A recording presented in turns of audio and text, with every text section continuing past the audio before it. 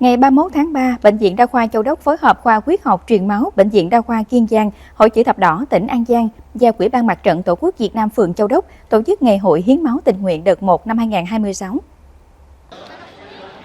Ngày hội đã thu hút đông đảo cán bộ, công chức, viên chức, người lao động và nhân dân có đủ điều kiện sức khỏe theo quy định trên địa bàn phường Châu Đốc tham gia. Trước khi hiến máu, các khâu tiếp nhận, khám sàng lọc và tư vấn sức khỏe được thực hiện chặt chẽ, khoa học, đảm bảo an toàn cho tất cả người tham gia hiến máu. Kết quả, ban tổ chức đã tiếp nhận 209 đơn vị máu, góp phần bổ sung nguồn máu phục vụ cấp cứu và điều trị tại các cơ sở y tế trong khu vực.